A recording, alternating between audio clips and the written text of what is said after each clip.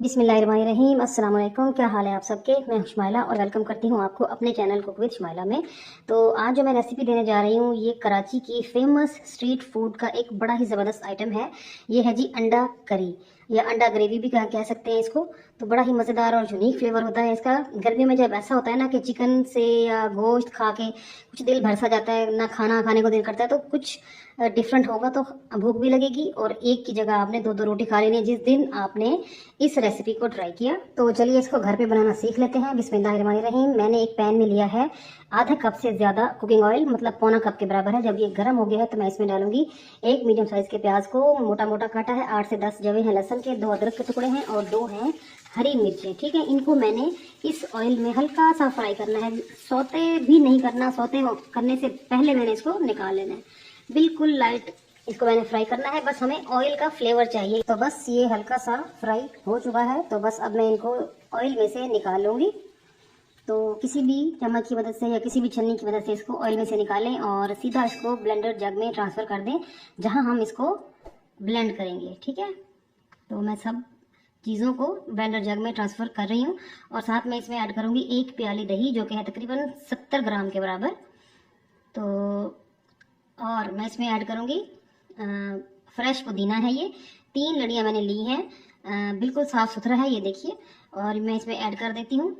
तो जो पुदीना है वो इस रेसिपी की एक स्पेशल इंग्रेडिएंट है। पुदीना आपने नहीं भूलना। धनिया हो तो वो भी डाल दें, हरा धनिया। तो चलिए बस इन चीज़ों को कर लेते हैं ब्लेंड। ये हो गई है ब्लेंड। तो अब एक और काम करेंगे। 4 अंडे लिए हैं मैंने, हार्ड बॉयल कर लिए हैं। तो ये अंडा कटर तो सब घरों में मौजूद होता है, तो इस अंडा कटर की वजह से इसको काट लेंगे। अंडा कटर ना भी हो तो आप छुरी से इसके पीसीस कट कर सकते हैं। तो मैं अंडा कटर की हेल्प से सारे अंडे काट लूँगी। तो ये देखिए अंडे कट गए हैं और अब उसी ऑयल में मैं ऐड कर रही हूँ 1 चम्मच भर के सफ़ेद ज़ीरे का।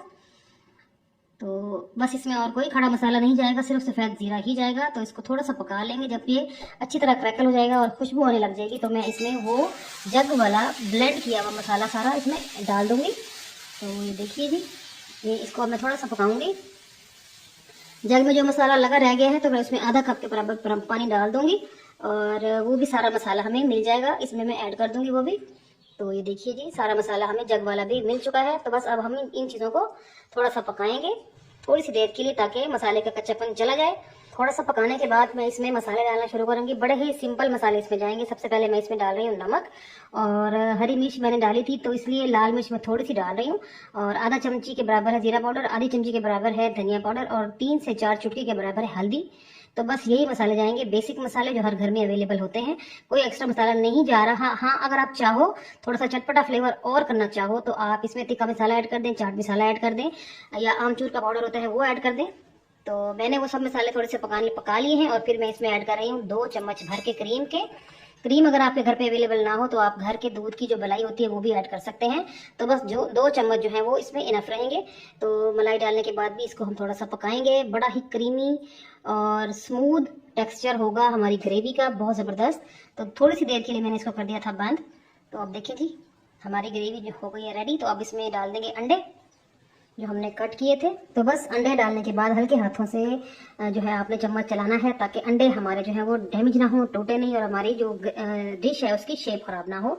तो बस थोड़ी सी डाल दूंगी मैं लाल मिर्चें, बड़ी ही प्यारी खुशबू के लिए और खूबसूरती के लिए भी। तो बस 2 से 3 मिनट पकाएंगे इसको और हमारी डिश जो है वो हो गई है रेडी। तो बस हम थोड़ा सा इसमें एक स्मोक का टच देंगे जो बड़ी ही अच्छी खुशबू देगा इसमें। तो बस एक जला हुआ कोयला लिया है मैंने और कोई कटोरी वगैरह लेके सालन के कढ़ाई के बीचों बीच रख दें और उसमें रखें कोयला और 2 से 3 ड्रॉप्स डालें ऑयल के और इसको ऊपर से कवर कर दें 2 से 3 मिनट के लिए। ठीक है, तो आपको मेरी रेसिपी कैसी लग रही है?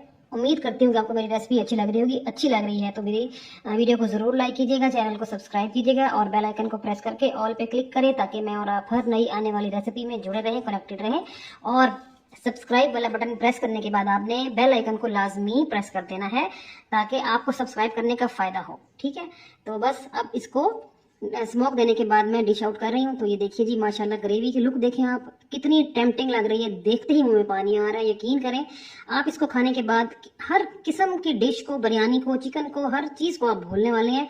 बहुत ही यूनिक और अनोखा फ्लेवर है इसका। बिलीव मी, एक बार ज़रूर ट्राई कीजिएगा और मुझे ज़रूर बताइएगा जब आपने बनाया तो आपको किस तरह के रिजल्ट मिले। और मैं उम्मीद करती हूँ कि आप ये 1 हफ्ते में 2 बार ज़रूर बनाना पसंद करेंगे, क्योंकि ये बहुत ही डिफरेंट और बहुत ही ज़बरदस्त फ्लेवर वाली रेसिपी है। तो बस मैंने थोड़ा सा प्याज काट लिया था, आप चाहो तो प्रॉपर सैलड भी बना सकते हैं, रायता भी साथ बना सकते हैं। लें जी, हमारी डिश हो गई है तैयार। कैसी लग रही है? अब आप जब तैयार करेंगे ना, इसको घर पे बनाएंगे, आप कहेंगे कि मैंने आपको कुछ सिखाया है, और आप मुझे जरूर दुआ देंगे, आई एम श्योर। तो बस अब इसको थोड़ा सा टेस्ट कर लेते हैं। तो मैंने थोड़ा सा लिया है, प्लेट में निकाला है, और मैंने ऊपर से थोड़ा सा नींबू छिड़क दिया है चटपटे फ्लेवर के लिए। और चलिए जी, बिस्मिल्लाहिर्रहमानिर्रहीम पढ़ लेते हैं, खा लेते हैं।